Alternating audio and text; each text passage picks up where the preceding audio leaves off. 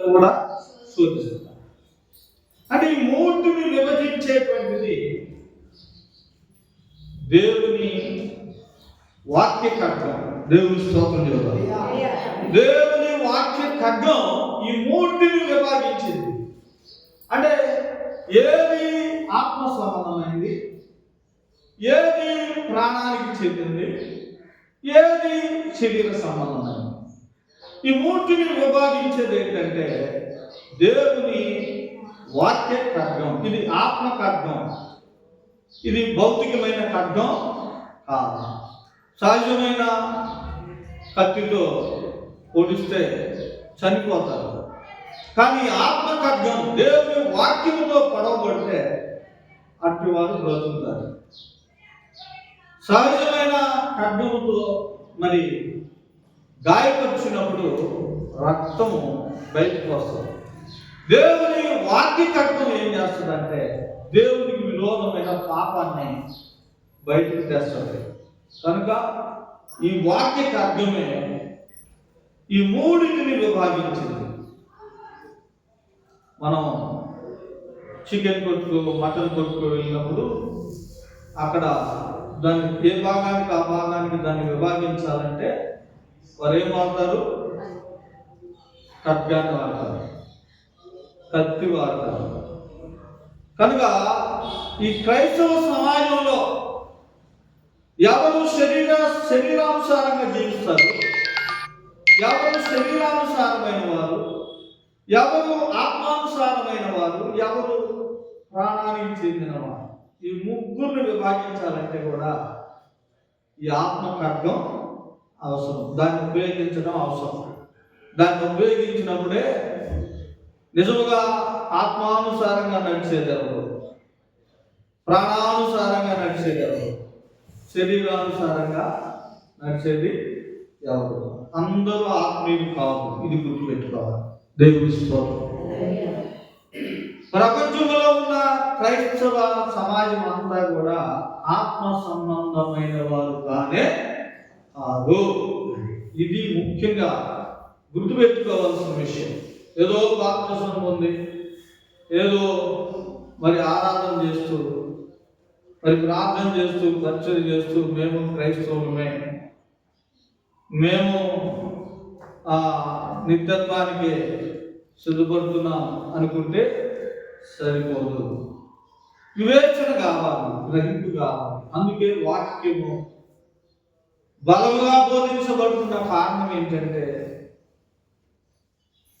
వాక్యమే ఈ మూడు విధాలైన వారిని విభజిస్తుంది, తేటగా కనుపరుస్తుంది. మొదటిగా శరీరానుసారులు ఎవరు అంటే శరీరాన్ని అనుసరించి నడుచుకునే వారందరూ కూడా శరీరానుసారం. శరీరాన్ని అనుసరించి నడుచుకునేవారు శరీరానుసారులు. శరీరము అంటే ఈ శరీరం ఎక్కడి నుండి వచ్చింది? మట్టి నుండి వచ్చింది. ఈ మట్టి యొక్క స్వభావం ఏంటి అంటే మట్టి కోరికే. కనుక శరీరంలో అనేకమైన కోరికలు ఉంటాయి.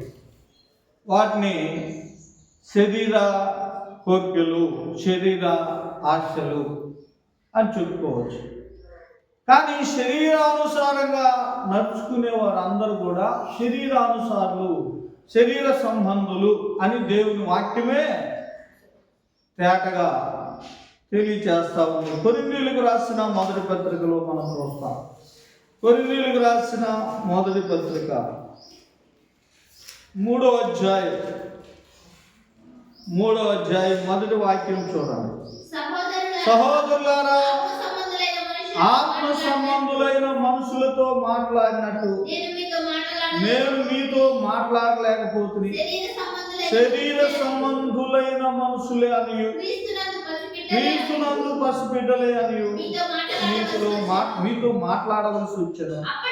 అప్పటిలో మీకు బలము సారకపోయినందున పాలతోనే మిమ్మల్ని పెంచుతుంది, కానీ పెంచలేదు. అన్నముతో మిమ్మల్ని పెంచలేదా?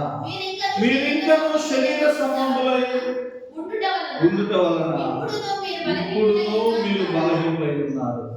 చూసారా ఇక్కడ, మీరు శరీర సంబంధులైన మనుషులే అని నేను మీతో మాట్లాడవలసి వచ్చింది అని కొరింథీలో ఉన్న విశ్వాసులతో ప్రభు మాట్లాడుతున్నాడు. అక్కడ ఉన్న సహోదరులతో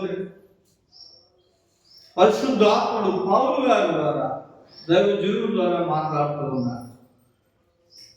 శరీర సంబంధులే అని మీతో నేను మాట్లాడవలసి వచ్చింది. అంటే మీరు నమ్మారు, బాప్తిసం పొందారు, ఆరాధిస్తున్నారు, క్రైస్తవులుగా పిలువబడుతున్నారు, విశ్వాసులుగా పిలువబడుతున్నారు. కానీ వీరెవరు? శరీర సంబంధం. అంటే మీరు దేన్ని అనుసరించి నడుస్తున్నారు? శరీరాన్ని అనుసరించి నడుస్తున్నారు, శరీరం చెప్పినట్లుగా ప్రవర్తిస్తున్నారు. అందుకని మీరు శరీరానుసారులు. 3వ వాక్యంలో మనం చూస్తే ఈ శరీరానుసారుల్ని గుర్తించే విధం మనకు అర్థమవుతుంది. వారిని ఎలా గుర్తించగలమంటే, మీలో అసూయలు కలహములు ఉండగా మీరు శరీర సంబంధులైన మనుష్య రీతిగా నడుచుకుని వారు కాదు. మీలో ఏమున్నది? అసూయ, కలహం. ఇది శరీరానుసారమైన మనసు. కాబట్టి ఇలాంటి మనసు ఉన్నటువంటి వారు శరీరానుసారమే.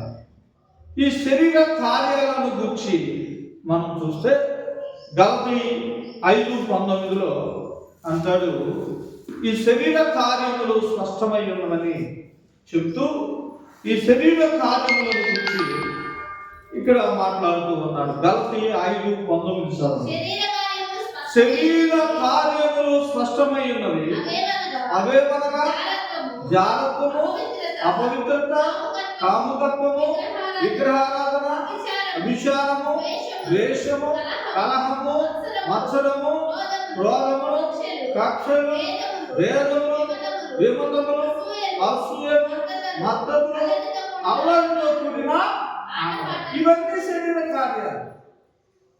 శరీర కార్యములు ఎవరిలో ఉంటాయో వారు శరీరానుసారమైన మనుషులు. విశ్వాసులైనప్పటికీ, సేవకులైనప్పటికీ వారిలో ఇవి కనిపిస్తే ఏమేమి ఉన్నాయి? అక్కడ ఏమేమి ఉన్నాయి? శరీర కార్యములు స్పష్టమై ఉన్నవి. ఏమిటవి? జారత్వం, అపవిత్రత, కాముకత్వం, విగ్రహారాధన, వ్యభిచారం, ద్వేషం, కలహము, మత్సరం, క్రోధము, కక్షలు, వేదము, విమతములు, మత్సరము, అసూయ. ఇవన్నీ ఎవరిలో ఉంటాయో? నమ్మారు, బాప్తిసం పొందారు, ఆరాధిస్తున్నారు, కానీ ఈ కార్యాలు కనపడ్డాయి అనుకో, వారు ఎవరు? ఆత్మ సంబంధులు, వారు శరీర సంబంధులు.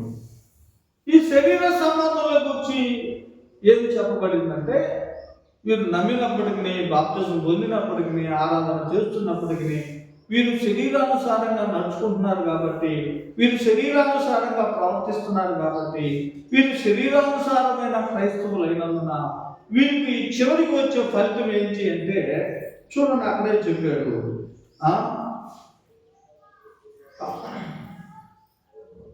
21వ వాక్యము, వీటిని గూర్చి నేను మునుపు చెప్పిన ప్రకారం ఇట్టి వాటిని చేయువారు దేవుని రాజ్యమును స్వతంత్రించుకొనరని మీతో స్పష్టముగా. స్పష్టత వచ్చిందా? అర్థమవుతుందా? ఇట్టి వాటిని చేయువారు దేవుని రాజ్యములో ప్రవేశిస్తారు అని రాస్తే బాగుండేది. అటు రాశారా? అర్థమవుతుందా? ఈ కార్యాలు ఎవరిలోనైతే ఉంటాయో, ఏ కార్యాలు ఇవి? శరీర కార్యాలు, శరీరాశలు, శరీరానుసారంగా ప్రవర్తించడం. ఈ శరీరానుసారులు, ఈ శరీర సంబంధులు ఎప్పుడు కూడా వీళ్ళు లోకాన్ని ఎక్కువగా ప్రేమిస్తారు, లోకులు జీవించినట్లే జీవిస్తారు. వారికి వీరికి వ్యత్యాసం ఏంటంటే వాళ్ళు బాప్తిజం పొందరు, వీళ్ళు బాప్తిజం పొందారు, అదే తేడా. వాళ్ళు ఆరాధించరు, వీళ్ళు ఆరాధిస్తారు, ఒకటే తేడా. కానీ వీళ్ళు లోకానుసారులాగానే జీవిస్తారు. మరి ఇలాంటి వారికి గూర్చి దేవుని వాక్యం ఏం చెప్తుంది? ఇట్టి వాటిని చేయువారు దేవుని రాజ్యమును స్వతంత్రించుకొన నేరలని మీతో స్పష్టంగా చెప్పు. ఇంకేమన్నా అనుమానం ఉంది అక్కడ? ఏమో ఒకవేళ వెళ్తారు, ఒకవేళ వీళ్ళు కూడా దేవుని రాజ్యానికి వారసులే, నమ్మారు కదా, ఆనందిస్తున్నారు కదా, బాధకులు కదా, డౌట్ ఏమన్నా? అలా డౌట్ పడకూడదనే అలాంటి వారు కూడా దేవుని రాజ్యానికి చేరతారు అనే దుర్బోధలు విని మోసపోకుండా ఉండటానికి, అలా శరీరానుసారులుగా జీవించకుండా ఉండటానికే దేవుని వాక్యం మనకు స్పష్టతనిచ్చింది. ఏమని? ఇచ్చి వాటిని చేయువారు దేవుని రాజ్యమును స్వతంత్రించుకొన నేరలని మీతో స్పష్టముగా చెప్పుచున్నాను. కాబట్టి నమ్మిన, ఆరాధించిన, శరీరానుసారంగా ప్రవర్తించే వారందరూ కూడా వారు దేవుని రాజ్యాన్ని వారి అన్నడు స్వతంత్రించుకోవడం వారికి సాధ్యమో కాదు. దేవునికి స్తోత్ర. దేవుని వాక్యము ఎవరు శరీరానుసారులు అని తేటగా విభజించి తేటపరిచింది. ఎవరంట శరీరానుసారులు? శరీర సంబంధులు ఎవరు? కొరింథీలో ఉన్న వారికి చెప్పాడు, పౌలు గారు రాశాడు, మీ దేహము దేవుని ఆలయమని మీరు ఎరుగరా? ఇది మీకు తెలియదా? ఈ గ్రహింపు మీకు లేదా? జాగ్రత్తము చేయువాడు తన సొంత శరీరమునకు హానికరంగా పాపం. ఈ గ్రహింపు మీలో లేదా? మీరు గ్రహించలేదా? మీ దేహము దేవుని ఆలయము, ఈ సంగతి మీకు తెలియదా అంటే తప్పనిసరిగా వారిలో ఒక గ్రహింపు వచ్చింది, వారిలో పశ్చాత్తాపం వచ్చింది, వారిలో శరీరానుసారంగా జీవించేవారు కొందరు పశ్చాత్తాపడ్డారు. కొరింథీ తర్వాత పత్రికలో పౌలు గారు చెప్తారు, మీరు దుఃఖించితురని కాదు కానీ మీరు దుఃఖించి మారు మనసు పొందారు, అందుకు నేను సంతోషిస్తున్నాను. నా పత్రిక మిమ్మల్ని దుఃఖపెట్టినందుకు నాకు సంతోషం ఉంది, ఎందుకంటే మీరు దుఃఖించారు, దుఃఖించి మారు మనసు పొందారు. దేవుని స్తోత్రం. కడిగి దేవుని స్తోత్రం. హల్లెలూయా. కాబట్టి శరీరానుసారులైన మనుషులు దేవుని వాక్యము ఎవరు శరీరానుసారు అనే విషయాన్ని దేవుని వాక్యం తేట పరుస్తుంది. చూసారా? తర్వాత రెండవదిగా చూస్తే కొరింథీయులకు రాసిన పత్రిక 2వ అధ్యాయంలోనే మనం చూస్తాం. మొదటి పత్రిక 2వ అధ్యాయము 2వ అధ్యాయము 14వ వాక్యాన్ని మనం చదువుతున్నప్పుడు, ప్రకృతి సంబంధి అయిన మనుషుడు దేవుని ఆత్మ విషయములను అంగీకరించడు, అవి అతనికి వెలుగుదనగా ఉన్నవి, అవి ఆత్మానుభవం చేతనే వివేచింపబడిన అప్పుడు వాటిని గ్రహించారు. ఇక్కడ శరీర సంబంధులైన వారి గురించి మనం చూసాం. ఈ ప్రకృతి సంబంధం అయినటువంటి మనుషులు, ఈ ప్రకృతి సంబంధమైనటువంటి వారంట దేవుని ఆత్మ విషయములను గ్రహించలేదు. అవి వారికి ఎలా ఉంటాయంటే వెర్రితనంగా ఉంటాయి. ప్రకృతి సంబంధి అయిన మనుషులు అంటే ప్రాణాన్ని అనుసరించి నడుచుకునే వారందరూ కూడా ప్రకృతి సంబంధులైన మనుషులు. ప్రాణము అనగానే మనుషుని ప్రాణములో ఏముంటుందంటే శరీరము మట్టి కోరికే, ప్రాణములో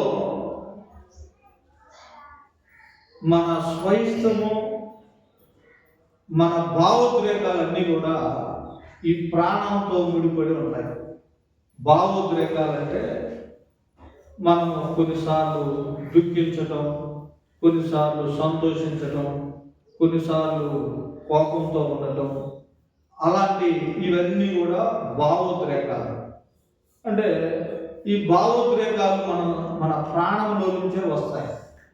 కనుక చాలా మంది కూడా ఈ ప్రాణానికి చెందిన వారుగా, ఈ ప్రాణమును అనుసరించి నడుచుకునే వారుగా ఉండే క్రైస్తవులు చాలా మంది ఉన్నారు. వీరిని ఏమంటారంటే వీరిని ప్రకృతి సంబంధి అయిన మనుషులు అంటారు. వీరిని ఇంకా అర్థం కావటానికి మీకు చెప్తున్నాను. ఈ ప్రకృతి సంబంధమైన మనుషులు మతానుసారమైన మనుషులు అని చెప్పవచ్చు. ఒక మతానికి చెందిన మనుషులు, మతానుసారులైన మనుషులు వారు ఎప్పుడు కూడా బాహ్యానికి ఈ జాలత్వము, ఈ నరహత్య, ఈ అపవిత్రత ఇవేవి వారి జీవితాల్లో కనపడవు. దొంగతనము ఇలాంటివి. కానీ వారు పైకి చూస్తే భక్తి కలిగిన వారిలాగానే ఉంటారు. వారు ఒక మంచి వ్యక్తులుగా కనబడుతున్నట్టుగా ఉంటారు. ఈ మతానుసారులైన ఈ ప్రకృతి సంబంధం అయినటువంటి మనుషుల్ని ఆత్మ సంబంధులైన మనుషులకి ఎంత వ్యత్యాసం ఉంటుందంటే భూమికి ఆకాశానికి ఎంత వ్యత్యాసం ఉందో అంత వ్యత్యాసం ఉంది. కనుక ఈ ప్రకృతి సంబంధి అయిన మనుషులు వాళ్ళు మతానుసారులైన